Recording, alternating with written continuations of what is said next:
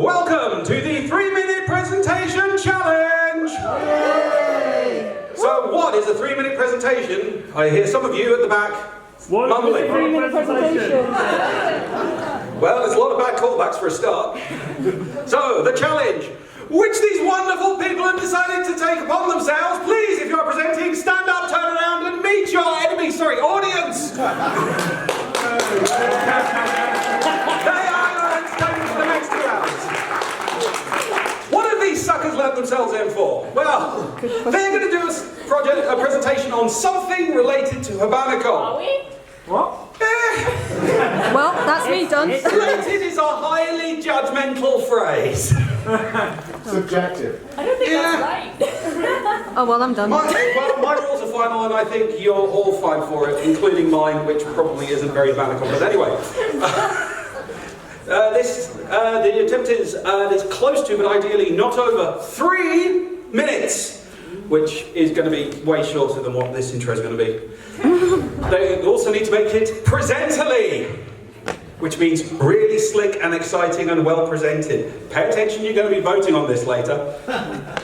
And also, the attempt is that it's going to be informazing! Presently is, did someone do something that was really swish and made you go, oh, they put a lot of effort into that. Informazing is something that makes you go, my God, I feel better for knowing that and I want to know more. Again, differences, these are important. There's also, they get to do the presentation, they then get to answer 3 questions from the audience, which is you lot, not you lot, you lot. So pay attention, ask good questions. All of this, so they might win the Cupcakes of Glory! I like you lot. You're good at this. We like you. Good. Is it all the twirly play? Yes. Lazy Susan, yes. Just like that, crisp and like in the ball.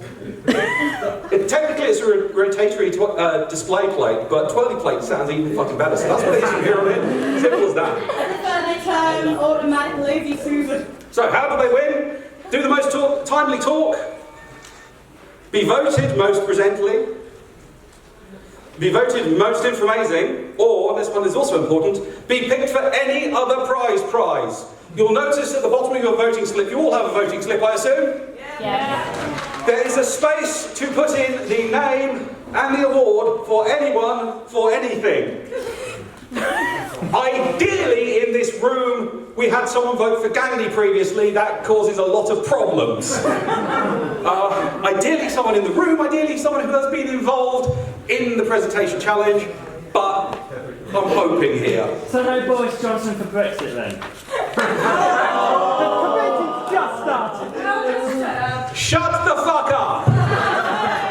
I thank you. Right, what does the audience do? Pay attention, this is complicated. Number 1. We get a hushed sense of interest. That was gasping, I said. Almost! Laugh at the jokes. 3, 2, 1. I didn't say anything, you are doing my ego no good. That was very funny. That's what's funny. Applaud once the presentation is done. Good, I expect to see this for everyone.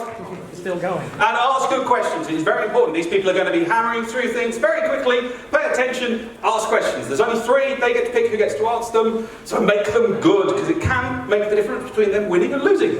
And we all want them to win, even though there are only 4 prizes. You may want some of them especially to win. Just do your best. Okay, and then vote. Everyone at the end of this needs to vote. Does anyone have any questions on how the voting works? Good, okay. There will possibly be a prize for most amusingly wrong vote, but we'll take it onwards. Anyway, enough of that dribble. Challenger number 1 to the stand, please.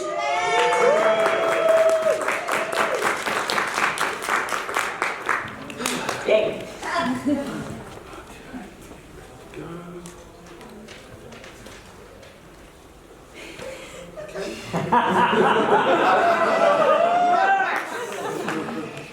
Starting with something simple. When you are ready, please start. Hello everyone and welcome to my presentation, Why Alien vs Predator is a Modern Classical Epic Narrative. To begin with, what is a classical epic narrative? A classical epic narrative is a long poem that contains epic deeds of cultural importance to the author, and there are characteristics that are shared across all of these traditions. In this presentation, I will show these characteristics in Alien vs Predator and compare them to what I consider to be one of the most quintessential epics in the Western world. I'm sorry, I don't know how this photo got in here. I meant the Iliad. The Iliad is 24 books long. It's an oral tradition first written in the 7th century BCE that details the story of the Achaeans fighting the Trojans at Troy over the kidnap of Helen. On the other hand, Alien vs Predator premiered in 2004 and was based on a comic book, Aztec mythology, and the writings of Eric von Däniken, who, if you don't know, is this crazy guy.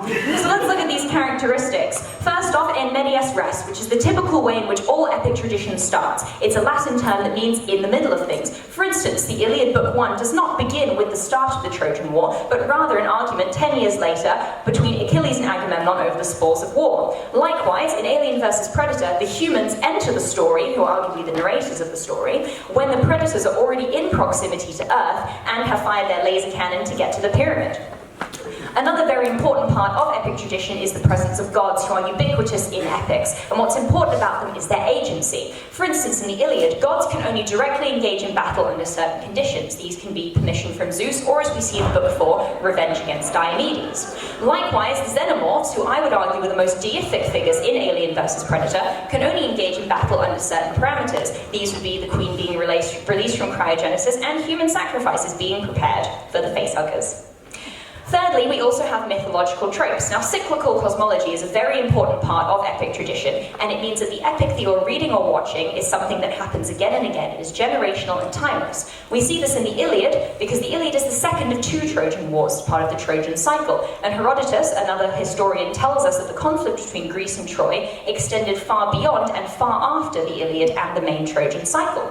Likewise, in Alien vs Predator, the predator rite of passage, which is going and hunting the aliens, happens every 100 years. The battle that you are seeing in the film is not unique, it is something that occurs again and again. Lastly, we also see that all epic narratives center on human struggle, and this is specific to the main characters of that story. For the Iliad, this human struggle is centered on mortality. Anyone, god, demigod, or human, will die in the Iliad. The same is true for Alien vs Predator, whereas rather than mortality being the central theme, it is actually survival, which is that aliens, predators, and humans are all just trying to survive the environment and each other. In conclusion, I think these are the main characteristics that would relate the Alien vs Predator saga, cycle, whatever you'd like to call it, to concepts in the epic tradition, and are thus showing that it is a modern media form of a classical epic narrative. Here's my bibliography. Do you have any questions?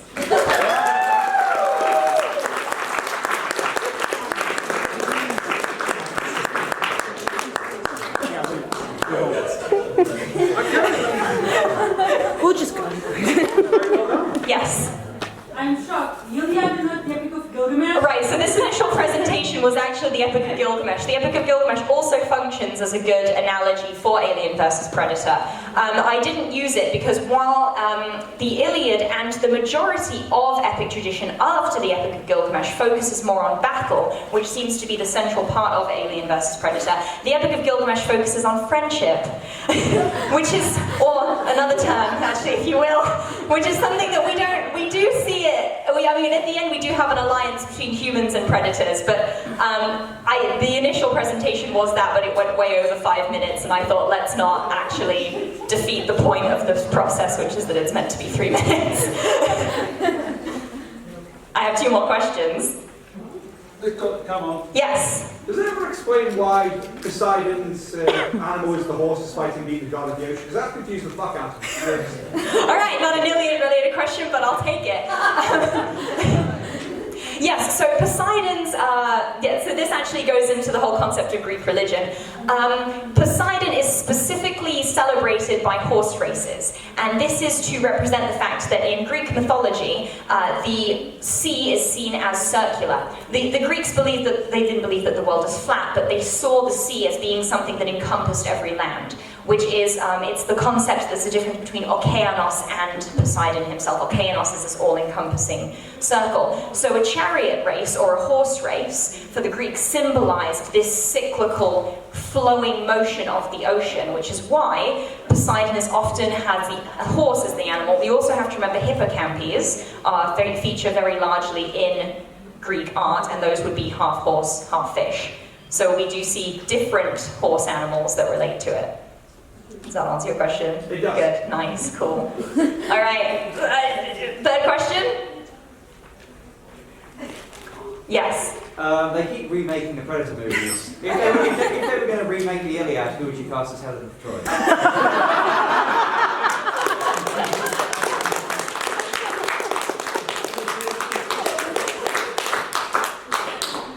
I feel like it doesn't matter who I think should be cast as really doesn't matter. I see no problem with that. We'll leave that there.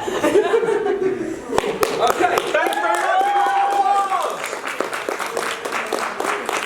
Did we learn? Were we excited? Were we engaged? Yeah, it's working there.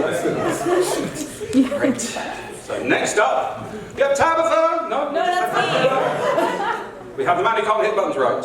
Next up, James.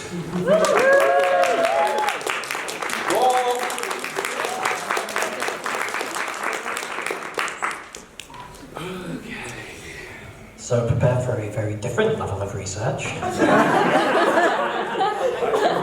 When you're ready. Right, so, hi. Is that the next slide button? There it is. If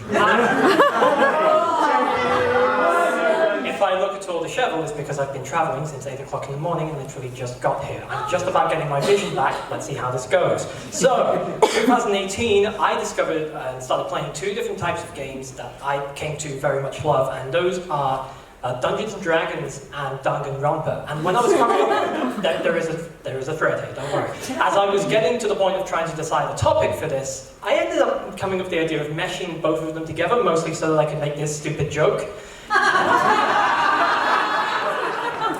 And I've decided to give it a shot at creating a Dungeons and Dragons. I'm already saying it wrong. I've screwed myself up. Creating a character sheet for a Danganronpa character and how that would really come to work in a Dungeons and Dragons setting. I've opted for the character Gundam Tanaka because look at him. Of course I picked him. He's perfect. And this isn't going to go into a lot of the details because a lot of Dungeons and Dragons is about personal choices of the detailed statistics and roleplay, but this is just for getting a couple bases covered. So first off, character race is going to be the first thing you come across. I've opted to go for human variant on this one, and there's good reasons why. Variant gives you a few extra things to play with, because in this one you get bonus proficiencies, which I would give to animal handling. He has hamsters, it all works out. Bonus feat, ritual caster, because we do see at different points of the game, he does create magic circles and cast things as a ritual. It works out. But most importantly, he describes himself in his free time events as the offspring of an angel and a devil. And while this is used metaphorically in the game, this is Dungeons and Dragons. We can do whatever the hell we want. So, he could very well be the offspring of an Asima, which is a celestially touched human, and a tiefling, which is a result of eons of human devil boning. It's Dungeons and Dragons, we can do what we want. Second up, I've gone too far. Class, sorcerer. Mostly because we know he's a magic caster, and he specifically states that in one of his free time events that he crafts spell components as a hobby, but mostly because he describes his powers as a result of his heritage, a circumstance of his birth. This most ties in with sorcerers in a lot of ways, and there's just not a lot of signs that go anywhere else. Specifically, I've gone for shadow magic, which you can read up about in Xanathar's Guide to Everything, but there's a lot of very specific details we don't have time for in this one. Next up, just a couple of miscellaneous things, just for flavour, just for character. Hermit background, because he definitely states he did not get along with those other kids. It's very sad. Highest stat would be charisma, because that is what he uses for spell casting, followed by wisdom or constitution. Constitution, because in one of his free time events, he very specifically states that over his childhood, he gained an immunity to forms of poisons. in the form of his mother's bad cooking, but then again, it's Dungeons and Dragons, we can do what we want. So, and extra languages, Celestial, the language of angels, Natsumas, and Infernal, the language of devils. And finally, to finish it off, just a little bit of fun bonus. In his final free time event, Gundam fears that Hajime Hinata is a Kotodama user, looking to manipulate him with false words and tricks. Kotodama refers to the Japanese belief that mystical powers dwell in words and names. Gundam fears that Hajime is a bard. Do you have any questions?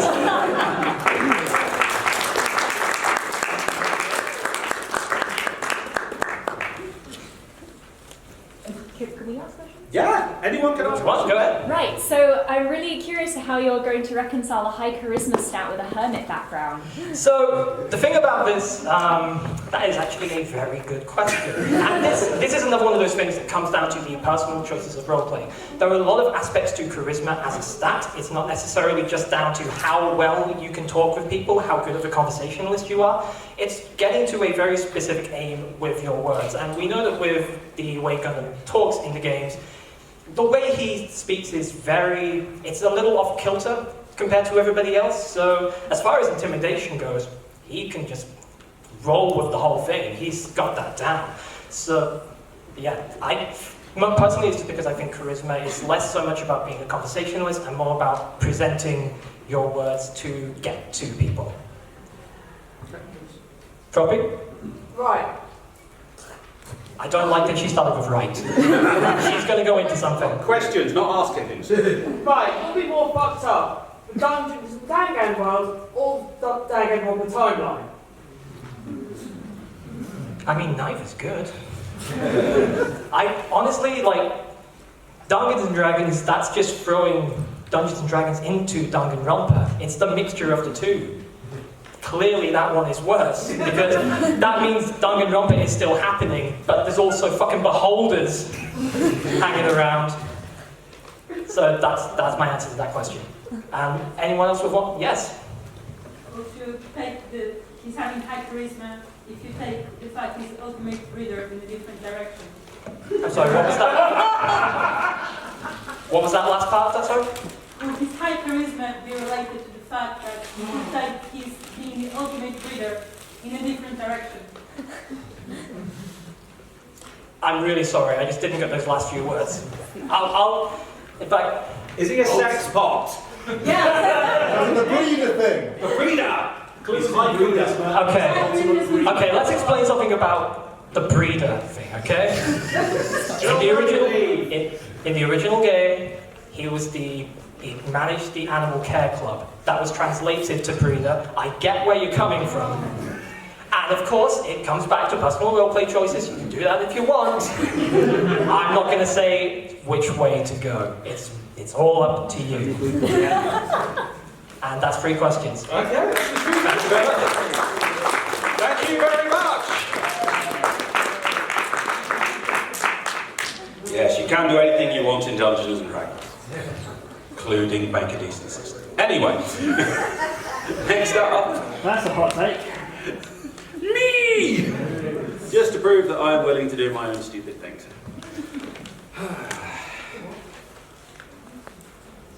I hope everyone here likes DC Comics. The next 5 minutes are going to be awesome. Use the microphone.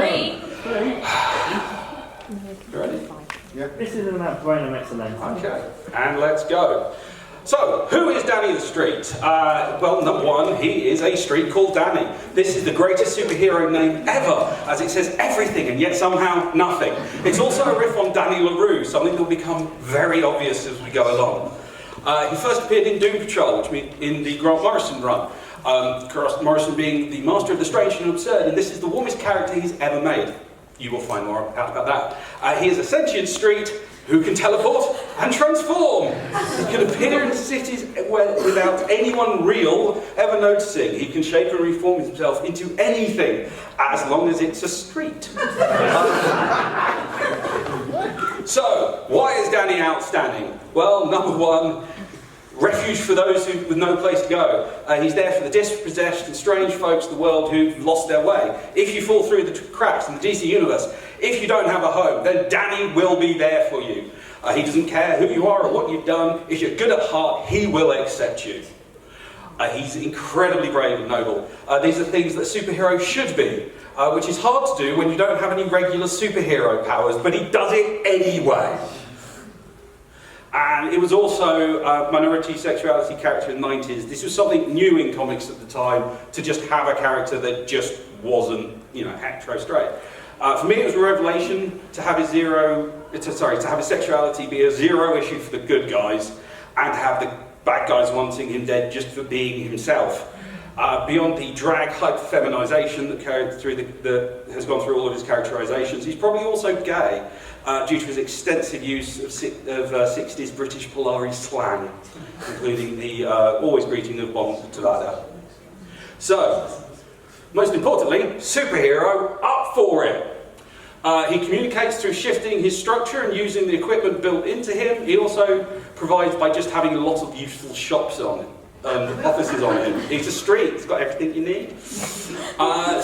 He's always up for it. He's in the DC universe, so he's fought with against a number of bad guys, mostly along the Doom Patrol, occasionally along the Teen Titans. These have included the Men from Nowhere, the Brotherhood of Dada, and the Disappointment. He mostly does this by shifting his form, either to attack the bad guys, or more importantly, defend his pals. You try and hit the good guy when a lamppost suddenly appears in front of your fist. It hurts. And he's also, most noticeably, he sacrificed himself when the world was on the brink of destruction at the hands of the Candlemaker.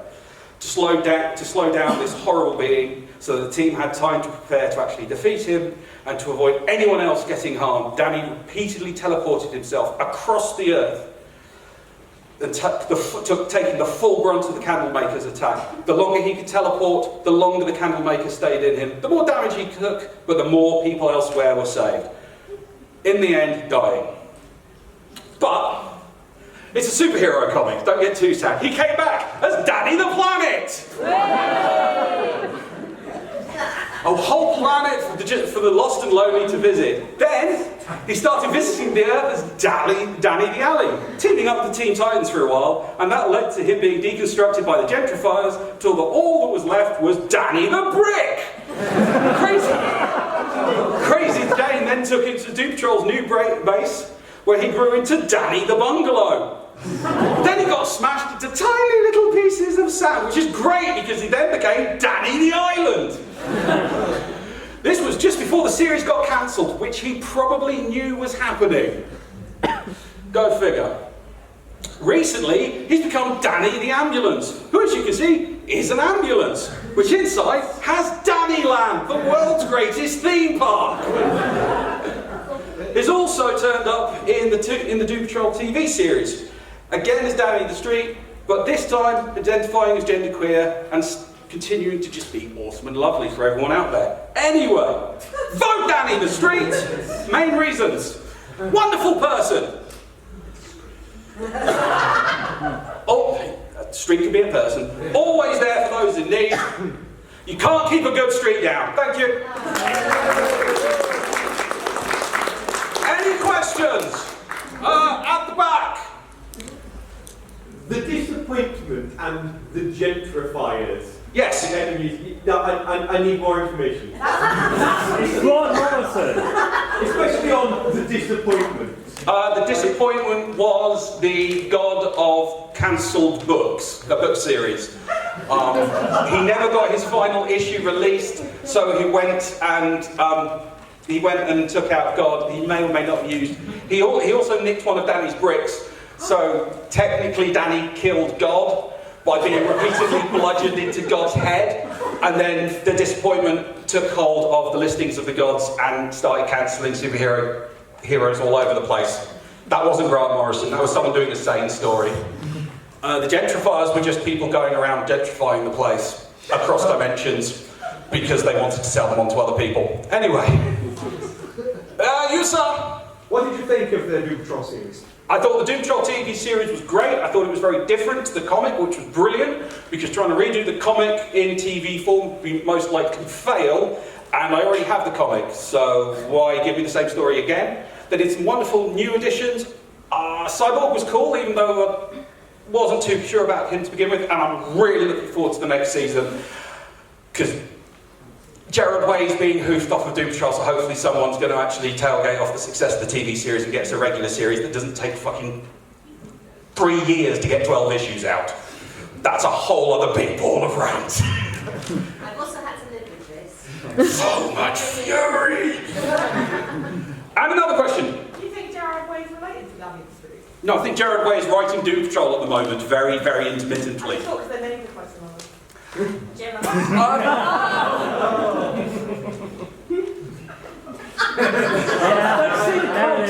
There it is. You don't actually have that question if you don't want to. Moving on. Have you got an actual question? Yeah, I have a lot of questions. Okay. Okay, take the biggest one, and the answer probably is very obvious, but carry on. How did he turn into a street? Did his mum just No, he's always been a street. Danny the Street has always been a street. Was he a street in the room when he came out, or what? No, he's just Danny the Street. He just is. Okay. So how does this is thing have both a sexuality and a gender? In the comic, he refers to himself as a he. In the series, he has stated they have stated they're genderqueer.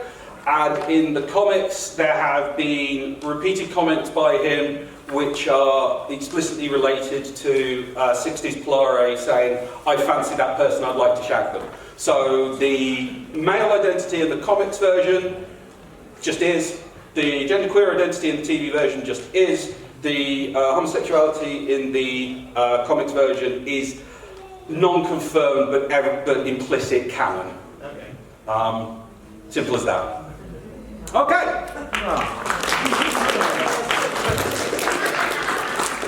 How are we doing out there? We are half an hour through. Yay. Have you enjoyed the talk so far? Yay. Are you still envious of the fact that one of these people might win a cupcake of glory?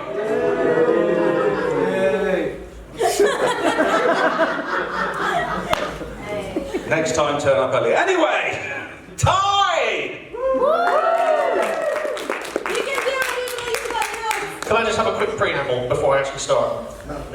This would be where my script is, but my script is 200 miles away in Plymouth because I forgot it. So, in the immortal words, fuck it, we do it live. Welcome to the Blitzkrieg.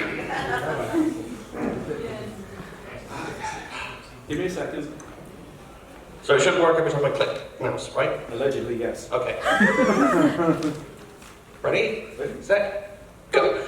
Right, because everything happens all at once in Civic Gear, I provided you with a quick guide just in case you blink. This is Kazunari Tsubasa. 5 years ago, she encountered a girl called Ano Kanade, who was a survivor of an attack from the Noise, evil eldritch abominations. So yeah, basically, Kanade was pissed off, she was the only survivor, she wanted to kick ass, so she was given the power of Synth Gear. This is magical girl armor powered by singing. So, Kanade and Tsubasa don these wicked cool power armors and they go and fight the Noise, while also doubling as a pop idol group, secret identity known as Sly Wig. It is at one of these concerts we're introduced to our main character, Hibichi Tachibana. Technically, we're introduced to her right at the beginning of the series, like this. But with this show having 5 seasons, you can probably guess that this spoiler is kind of irrelevant. So, yes, the concept was going great until explosion happens and the Noise are attacking. So, Kanade and Tsubasa once again mobilise because all these people are dying from evil, horrible Noise being stabbed and turned into ash and all that. Ouchies. So, Kanade and Tsubasa don their Civic Gear again, and they're fighting the battle, but they're kind of losing. People are dying left, right, and centre. You know, they're suffering major damage. Slide missing from this one, but this would be the scene where Hibiki gets smashed in the chest with like several pieces of shrapnel. So, Kanade uses the special swan song of the Civic Gear, which unleashes an almighty energy blast, but unfortunately kills Kanade in the process. So, a couple of years later on, you know, Death Destruction is all recovered. Hibiki, you know, as our main character, back to normal. You know, she's grown up, she's moved out, she's gone to school with best friend Miku, and she has filled out. Basically, the scar on the chest is the scar from the life-saving surgery she had to save her life, which Kanade graciously gave up hers for. Tsubasa, meanwhile, now as a solo act, still fighting the Noise in secret as a government agent, while also trying to be a pop idol singer and also going to the same school as Hibiki. You can kind of imagine how that would be awkward at times. So Hibiki's gone off to a shop to go get the latest CD, and she's been cornered by the noise again. Poor unlucky girl. But deep down inside, she hears a song. She starts to recount the words that are coming from the song. Before she knows it, something is happening. Mysterious energy signals. Back in the secret government area of Sympagir, they've gone, hang on a minute, that is Kanade's old Sympagir unit. And yes, she has become the new bearer of Kanade's Sympagir. And this is just like the first couple of episodes of this 5-season-long anime. Because coming up in the following seasons, and you can catch up more, you're going to come across enemy Sympagirs. Training montages. Yes. Concerts. Loads and loads of concerts. This is some of the best music you will come across. Declarations of not dying. Punching a mountain. Suplexing a space shuttle. The obligatory beach episode. Toho antagonists. Inferior German technology. Saint Seiya. Evil vampires. And because I had to tighten Hibanacon, the most important, evil, deadliest force known, banana noise. If you would like to know more, Sympagir is available on Crunchyroll or wherever you download your illegal anime. And yes, thank you very much. Any questions? Holy fuckaroonie. No script.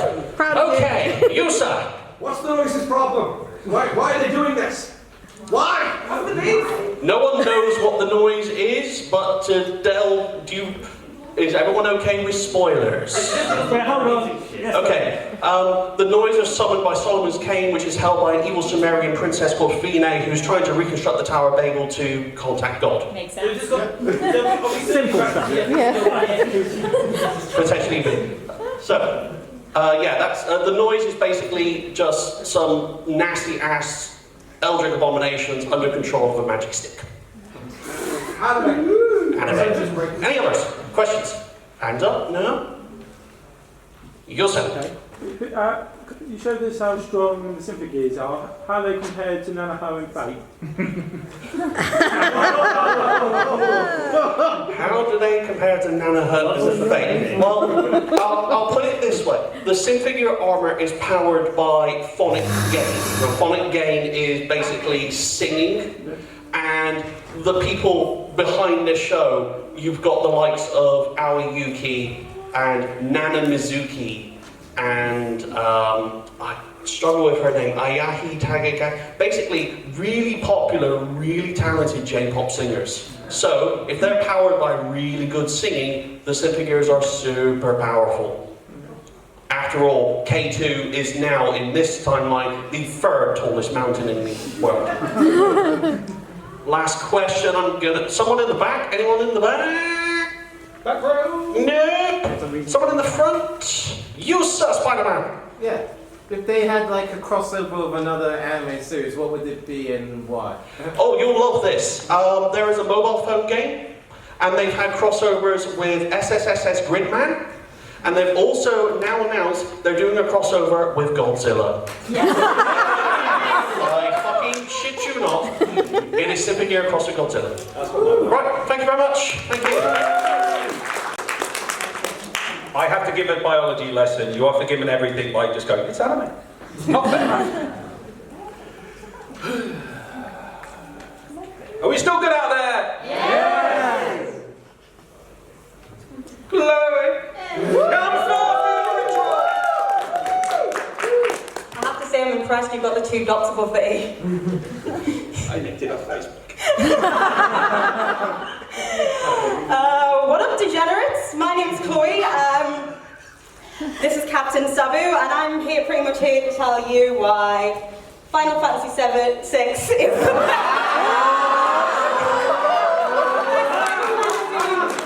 And deserves a remake. I'm tired. I've had like 3 hours of sleep. So, first one is the story. The story is beautiful. Can you please tell me how you know?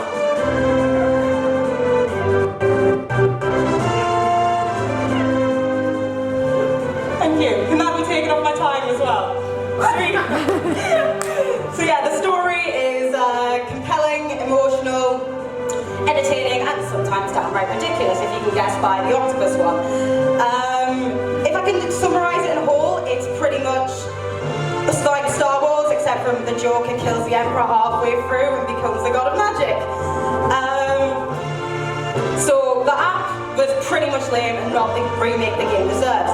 The graphics were terribly updated, upgraded, and for some reason they puff up their chests like Bird of Prey of Indonesian Bird of Paradise. And if you can tell from the image on the right, the sprite looks a billion times better than the one that was redone. The soundtrack is absolutely beautiful. Andy was generous enough to let me actually have it, and I hopefully didn't deafen you guys from listening to it. Nobuo Uematsu is a genius, and some of my favourite bangers are Dancing Mad, Looking for Friends, Gao's theme, Johnny Seabad, and Setz's theme. I've been to Distant World several times, and I absolutely love to hear everything orchestrated, and especially the opera theme. The main antagonist is a clown. Have you had enough of your colophobia? Annoyed of the creepy clown on your street corner? Sick of seeing Pennywise everywhere? Then Kefka Palazzo is the villain for you. He's evil, has dumb jokes, and a maniacal laugh. Moogles can kick ass in your party. Then fuzzy wuzzy mascots can kill for you.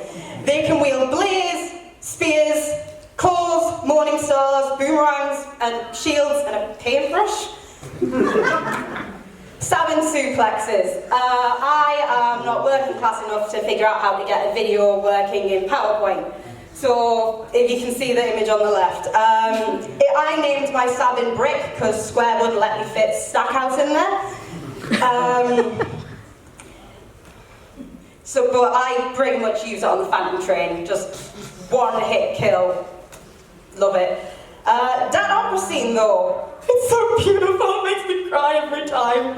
As I said, I heard this at Distant Worlds, and I would love to hear like this in a game done by a proper orchestra, done by professional opera singers. And the one thing I love about it is you have to remember the lyrics, and you've only got 3 chances. Fuck it up, that's it.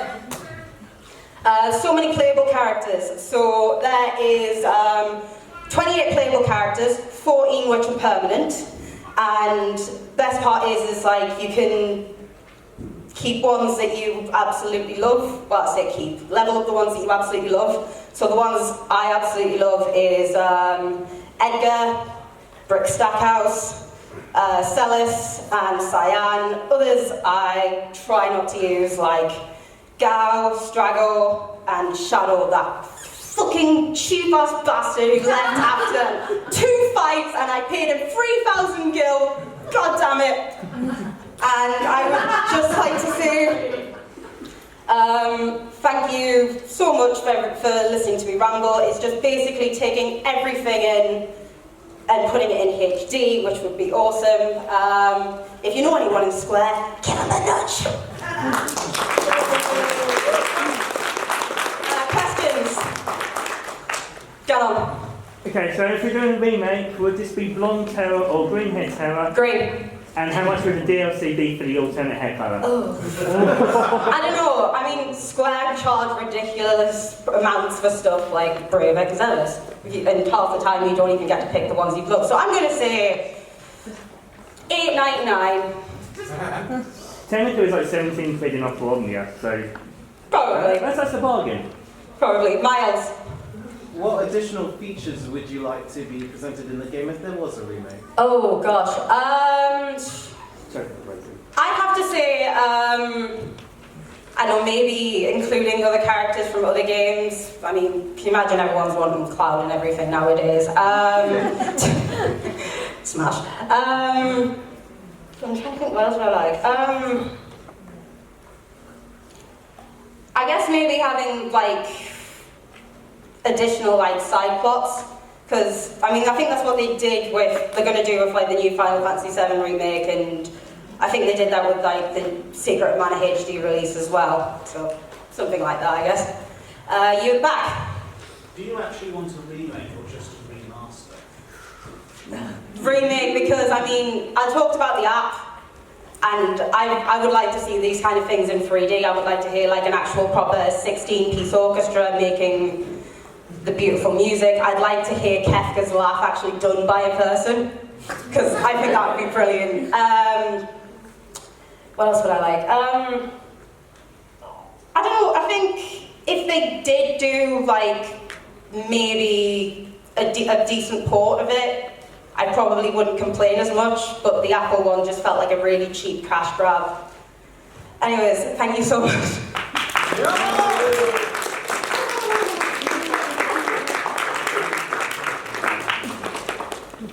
40 minutes in and people are still got energy. This is brilliant.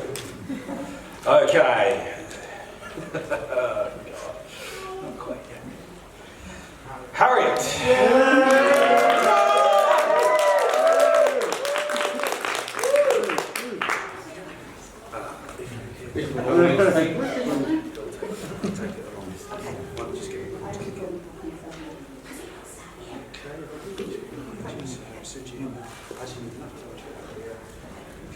There's no rush on starting. No rush on starting. Hello, I'm Harriet. I'm a very nervous bee.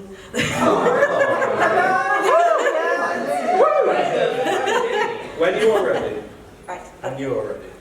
Okay, so today I'm here to talk to you about a band called Ninja Sex Party. Ninja Sex Party are a comedy band that consists of Danny Saxben, aka Dan Avedon, who is the lead singer, and Ninja Brian, aka Brian Wett, who plays the instruments. They're also 2/3 of the band Sarborn, alongside Erin Hansen, where they sing about parodies about video games. Dan is the co-host of Game Grumps alongside Erin. Dan is the host of Game Grumps alongside Erin. Brian used to live in the UK as a theoretical physicist, believe it or not, before moving back to America, joining the Game Grumps and NSP full time. They've been performing together for 10 years and recently celebrated their 10th anniversary by holding their biggest ever concert in Chicago, before going on to tour the UK and Europe. Did anyone go? Brilliant, there we go, talk afterwards. So let's talk about the band themselves. They're both nerds like all of us. Danny Saxben is a romantic superhero and a bit clueless. Ninja Brian doesn't talk and will kill you where you stand while giving you the middle finger.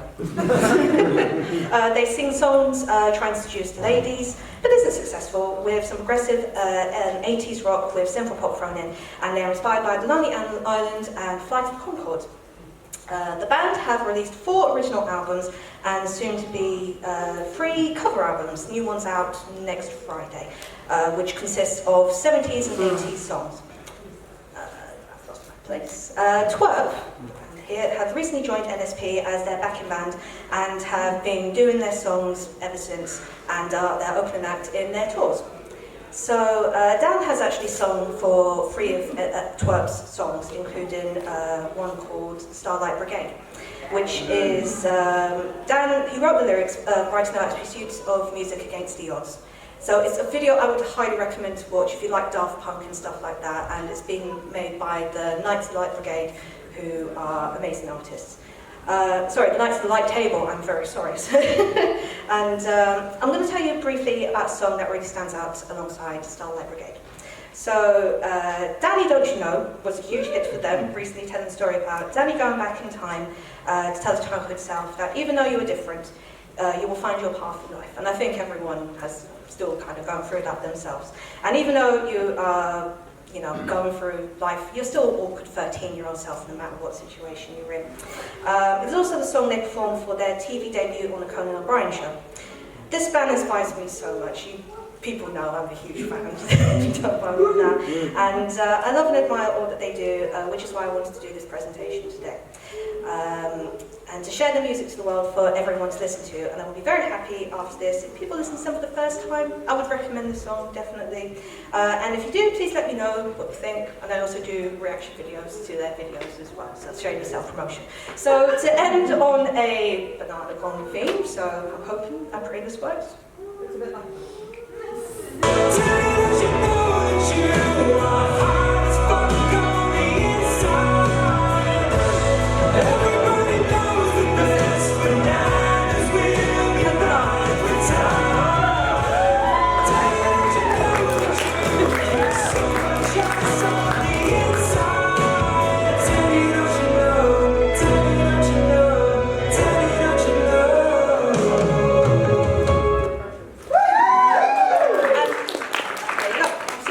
ideas in play.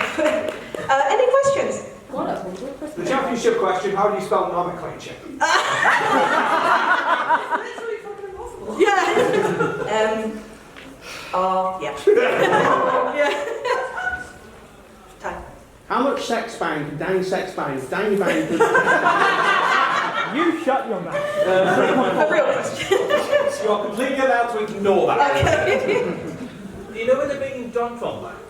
Ooh.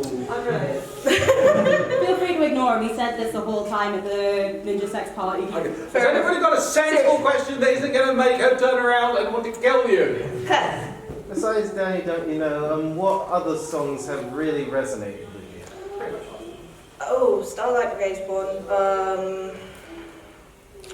I don't know, because that was like really a powerful song. It's like the song that kicks inspiration for everyone. I mean, when I first watched it, I was like, this is awesome. And then recently when I saw them live, I was crying at the end because it was just like, oh my God. Because there's a line in it, you step on stage and you're coming live, no one knows that you're 35, and I'm now 35 years old, so it's just like, right, okay, that resonates with me quite a bit. Danny's 40. Yeah. I'm 32. Trying to think. I love their cover songs. So the recent one, We Built the City on Rock and Roll, is so good. It really is. I mean, it's so inspiring. I made the same costume within a week, so that's how crazy I am. So yeah, I'd say We Built the City and a lot of cover songs, so yeah. Eddie. Now that twerk helped them go back in that form, are there any songs from the earlier years that you'd like to see twerk recover with them? The Sacred Chalice. I would love to hear that. That's one of my favourites of the older songs. They did do a video of it, but they only released a single of the first 4 minutes. It's 4 parts to it. I would highly recommend it. You can watch the whole thing. Yeah, the whole thing is on YouTube. It's on their channel. Do you reckon that was 3 questions? That was 3. Or 2? Okay. Thank you very much.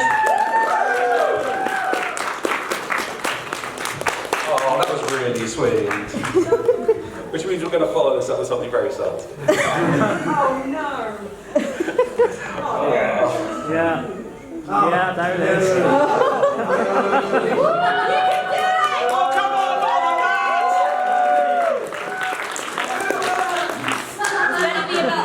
Are you saying boo or boo-ers?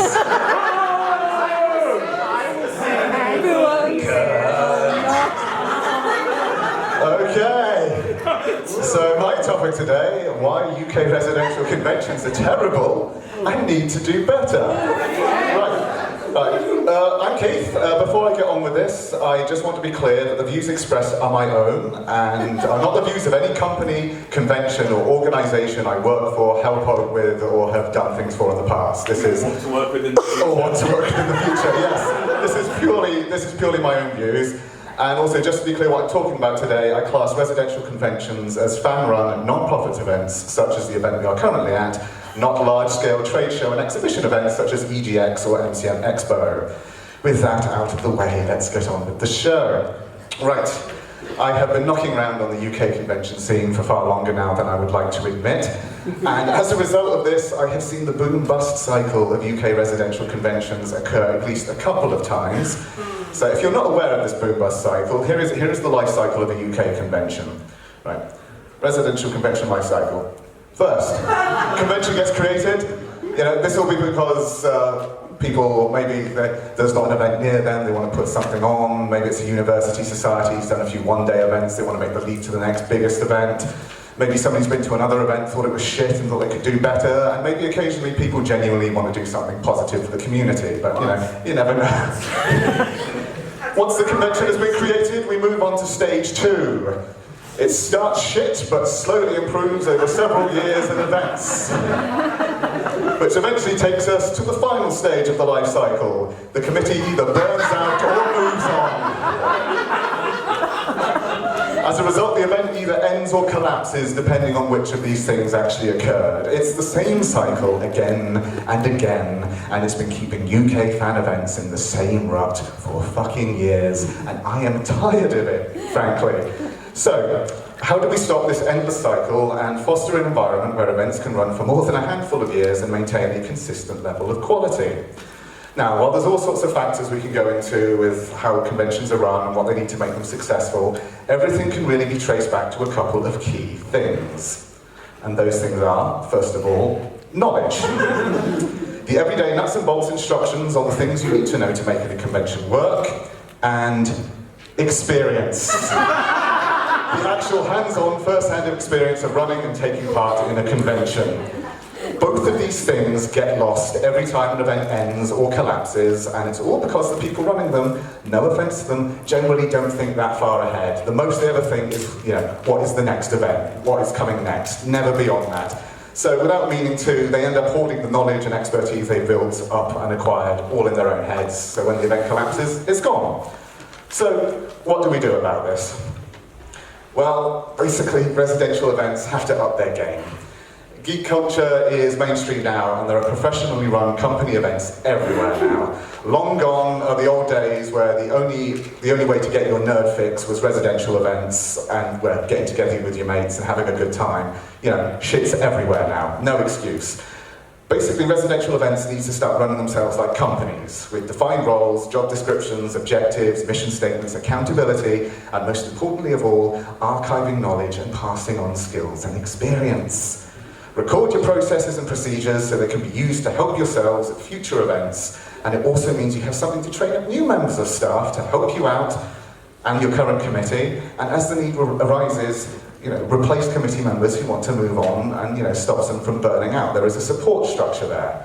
So instead of this boom-bust cycle, we'll have a continuous process of learning and building on what's come before that will not only allow events to last longer, but also keep improving and adapting to changing times instead of plateauing after a few years and falling apart. It's time to stop fucking around in your clubhouse and grow up. Enjoy your geeky shit and show everyone how fucking awesome it is and how much you love it. Well, most of it anyway. Question time! Tabitha. Yeah, so I think it's a really interesting topic, and I'd like to know, since you've all got ideas on how to actually improve the residential structure, have you, and you're focusing specifically on cons in the UK, have you been to events abroad that you think have ideas and schematics that you think need to be applied in the UK? Yes, I have. It's one of the things that inspired this particular idea for the presentation. I've been to some events on the continent now, and I think the most recent one I went to was Dokomi out in Germany, and again, it was really weird for me going to that event because it was, for anyone who's been to an MCM Expo, like one of the local shows, like a Birmingham or a Glasgow or a Liverpool, it's on that sort of scale, but the sort of events and things going on, it's like a residential convention, so it was this really weird sensation for me, feeling like I was at a residential convention, but being in a building and an event the size and scale of a one of the smaller MCM Expos. So, from what I've seen, this is kind of unique to the UK, because everywhere else seems to have got their head around this idea. You need to run this like a business in order to make it work. So, yeah. All right, wife. Do you think that residential cons have to keep running non-profit? Is that a deal breaker? No. Frankly, and I think it would do them good to actually take in some money in order to, not only pay their own staff and helpers, but maybe people who, this isn't self-centered in any way, but people who run regular events and things for them over the years. The committees today have tried to shy away from making money. I mean, one, because it's a lot more awkward for the legal side of things when you're running a convention, but also the perception to the public. But again, grow the fuck up. The country is full of professionally run company events now. Nobody's going to bat an eyelid if, make a quick buck to make your event better and make things better for your attendees. Because if they're not happy, they're not going to come back. End of story. Right, any other questions? You, sir, right there. Pinky promise you're not being paid to say this. Pinky promise. My money. I am not being paid to say this, but No, that doesn't count. yeah, that doesn't count. Right, any other questions? Okay, sharp. Have you considered running your own event?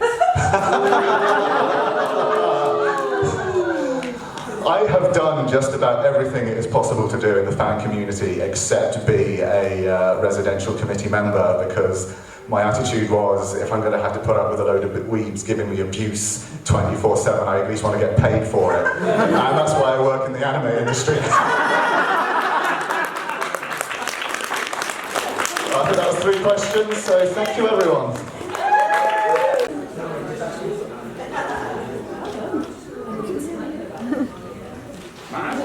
Fucking yes!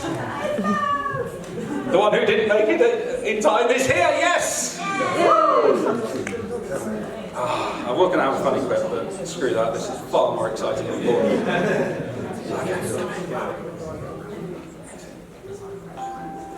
That button will make him go forwards. Yeah. Okay. The space bar, yeah? The space bar. Okay. Bring up.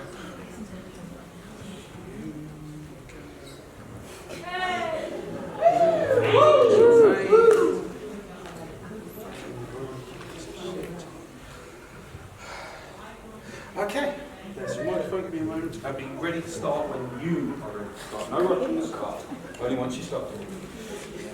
Okay, hello. I am here to talk about contact lenses for cosplay. So, why am I talking about this? Because infections related to contact lens wear are on the rise.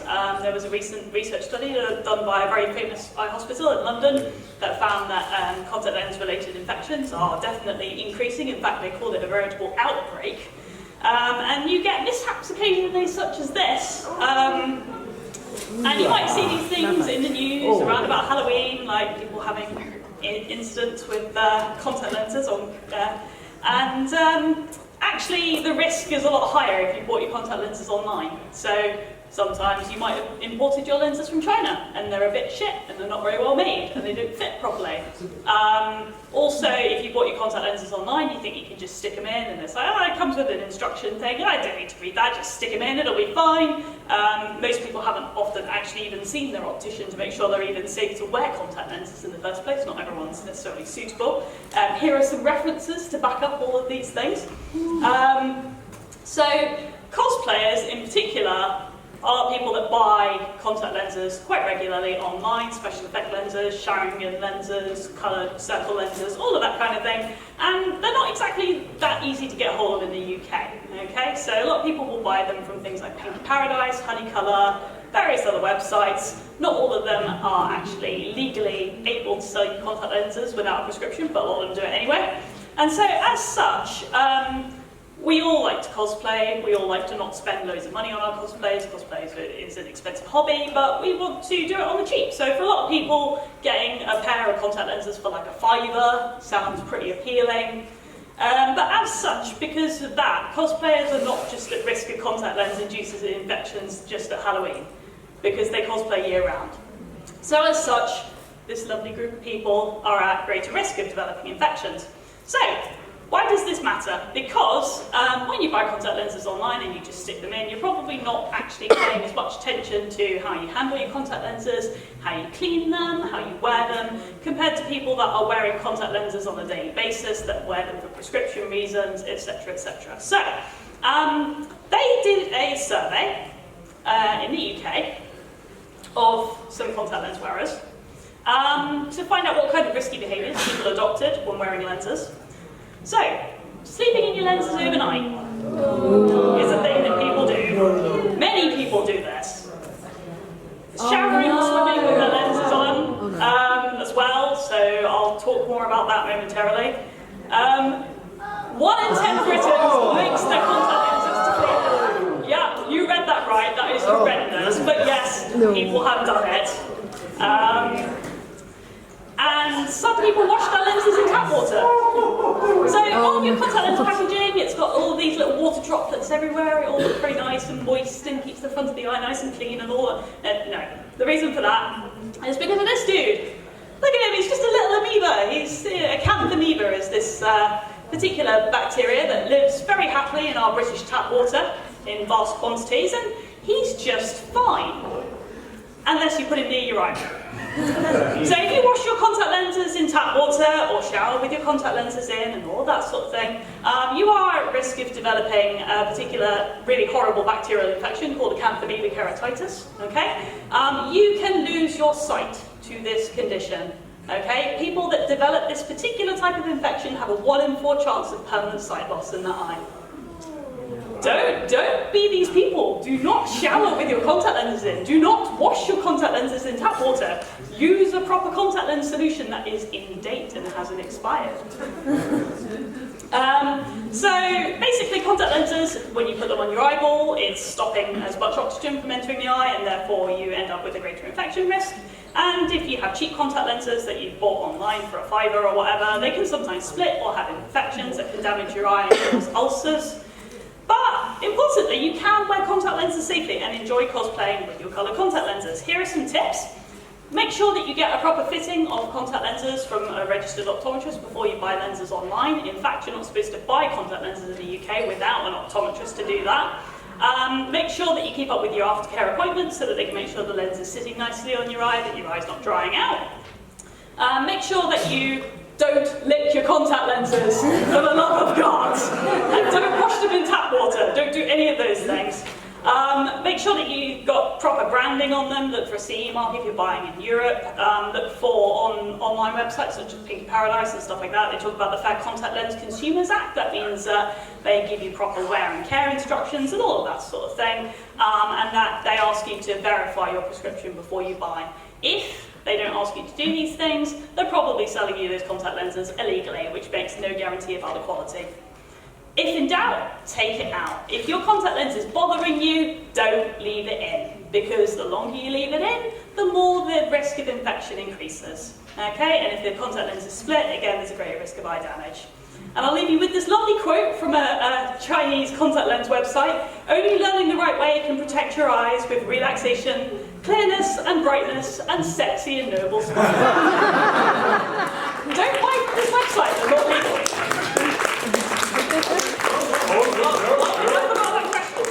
You don't get away that easily. Questions? On the left. Are you sure that that's the percentage of people that actually lick the lenses? Because, oh goodness, that sounds really crazy. I mean, that was a YouGov do a lot of polls in the UK. They do a lot of political polls and things like that. They're a fairly well established and reliable polling agency.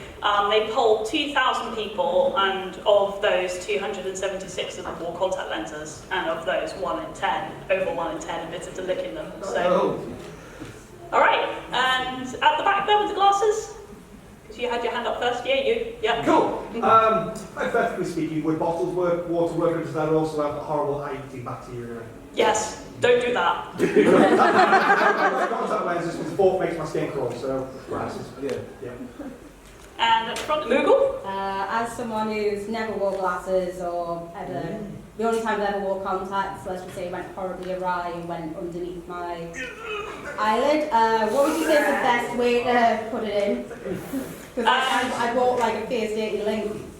I wore like a Face Dating Link cosplay, and I bought them contacts that like whiten out your eye. How would you put like a contact in?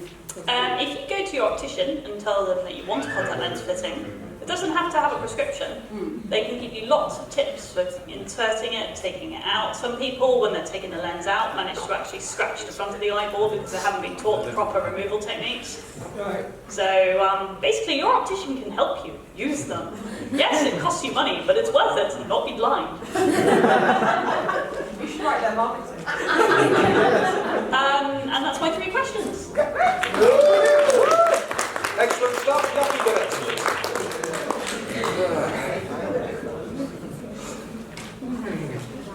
Right. We good out there? Yeah. Ready for the final presentation of the afternoon, and then the voting starts? We good? Yay. Then we get to decide who wins the Cupcakes of Glory. So, coming up to the stage, we have Chris. Come on, energy!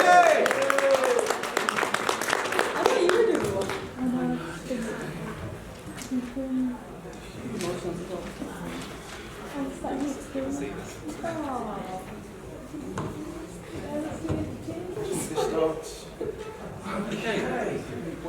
Start when you're ready. I've not attempted a presentation since education days, and I was bad at it then. Sorry, I haven't attempted a presentation since I was in education university, so this is going to be terrible, but I'm just going to have to do it. Having a go, and that's brilliant. Hashtag.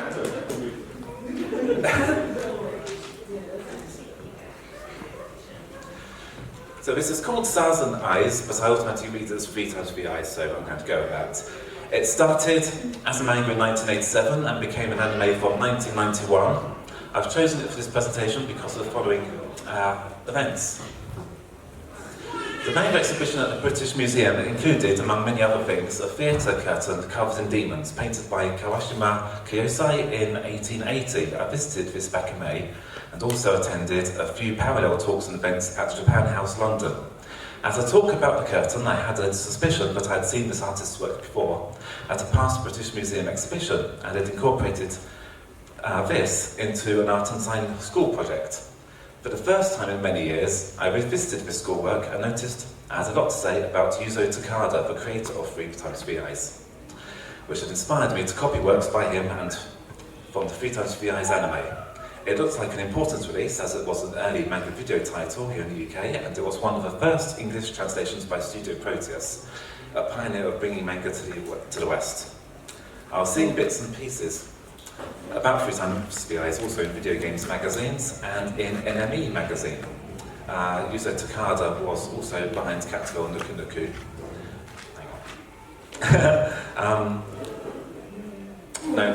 Known here over for its very British dub. I expect many people have seen the anime as it was shown on Channel 4. I should set the scene though. A boy called Yakumo is getting by without his parents by working in a transvestite bar. His school has rules that prohibit employment, but nobody is likely to tell him under these circumstances.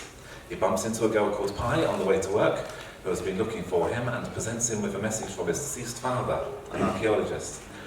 His dying wish is for Yakumo to assist Pai in becoming human because she's not human, but she became with a monster that is on the loose in the city. It kills Yakumo, and Pai saves him by opening a third eye of hers and taking his soul, turning him into an immortal. This puts the mark of Wu, or void, on his forehead, which shouldn't be confused with the mark of the Uwu. Prior to the fun of coming back from the very violent and painful deaths, Yakumo's school life was at least normal, yet this show also introduced us.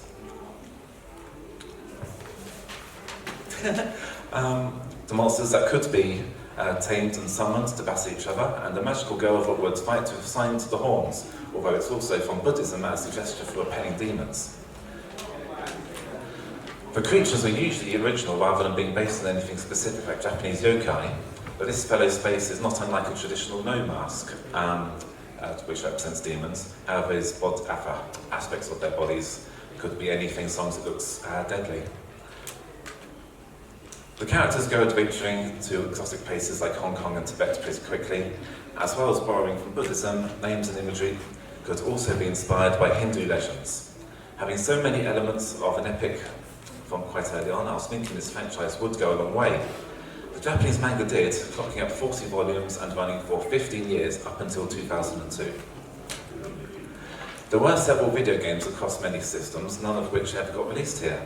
I did pick this one up, but the anime stopped at 7 episodes in total, covering just 5 of the 40 manga volumes.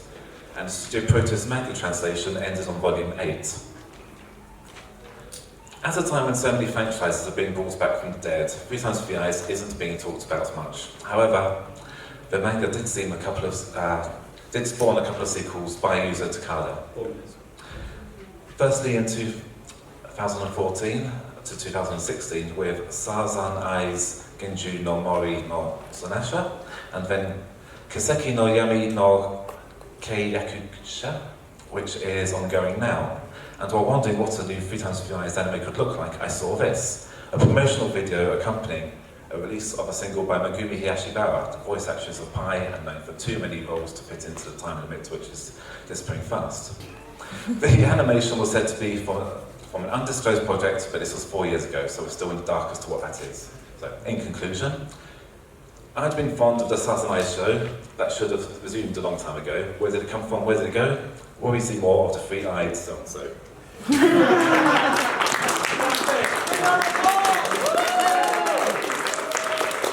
Sorry, I did not look up through all of that. But yeah. Good. Questions? No? Yes. Come on, it's the last one. Ooh, lots of people. Okay, there's three at the back, so, there's a fourth. Hey, I'll ask John. So, like, have you done any investigations what this unknown sequel is or will be? No, I mean, the search on what's up here only leads to one article that I found, so this is in the form of a YouTube video and promotion of this. But this is from 4 years ago now, so I've not been able to find out anything else at all. Okay, let me check it. In the animation, does the third eye actually ever move, or is it kind of static, like not showing any motion? If you go back, there's like a few scenes of her crying and her eyes are closed or doing things, but that third eye is just kind of static, not moving. As in, like, does it look around? It really does appear to just blink for the most part, because she would be looking straight forward when it's open. I think it would be the case that it doesn't really roll around in the anime. The manga might be a different story. I've not seen much It past moves around that. when the other personality is in charge. It doesn't move around when the highest personality is in charge. He doesn't get what he's not. Is Joe's answer, or what's the question was asking? The eye doesn't move around. It doesn't move. It does. It does. We need to watch more of it.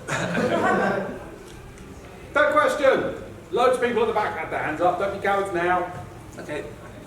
That curtain that you showed at the start of the presentation, the guy who made that, he drank like an entire bottle of rice wine and then basically just did that whole curtain in one day. Yes, that is the story. And I was wondering how much alcohol was consumed in the production of 300. Personal information on Yusa Tagada's a little bit thin on the ground as far as I can tell. There might be bits and pieces that Studio Proteus wrote into their publication of the manga. But as to whether he likes drinking to get inspired for his ideas, I don't know the answer. That's the questions. Okay! Did we enjoy all that? Fantastic. Now you get to do some work. You don't just sit there and have fun. Has everyone got the voting slip? Hold it up, shake it around. Get voting! Bring it up here. It's going to take about 10 minutes to get everything put together. Put your voting slip here. Go to the bar, grab a drink, and then come back here for the prizes! Yes, Sean. We'll carry on with that afterwards. Hello, Jeff. You still awake there? Did I win? No. Were we entertained? Yes! Did you think it was all done in a timely manner? Yes! Was it presently? Yes! Was it infamazing? Yes! Well, very little of that counts, because now we're on to the serious stuff. The Cupcakes of Glory! I'm hungry. First up. Just saying. Our special mentions to the boomers for fucking the planet. Yeah, boomers! Oh, fuck the parachute. These were picked by the marvellous assistants to Jar Jar fucking Binks for starting the fucking Clone War! Anarchy! And finally, to Harriet for speaking from the heart! Your cupcake! Get it!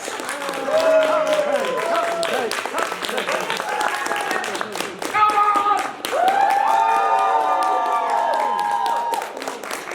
Right! Most timely! Ooh. I think I clocked about a week, so I apologise. Actually, how did I do that? But winning and being the only person to get inside 3 minutes. Come and get your cupcake!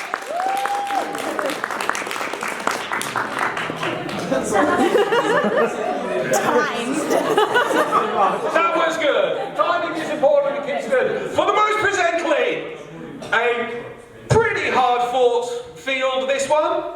Everyone, just to clarify, all the presenters did get points in every category. So this was quite hard-fought. In a very solid third place, Maz with contact lenses. Keith! Very slick.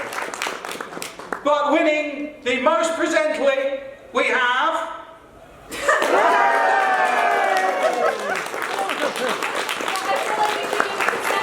It's your cupcake. Do you do what you want with it? Your glory, yes! Brilliant, that's what we love to see. And finally, for the most info-amazing talk at this event,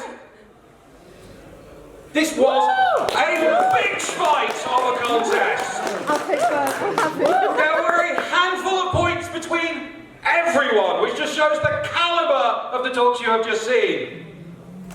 Second place, and just winning by the skin, by the number of votes that they got, which was very small, for the final cupcake of glory. The first ever clean sweep of the cupcakes.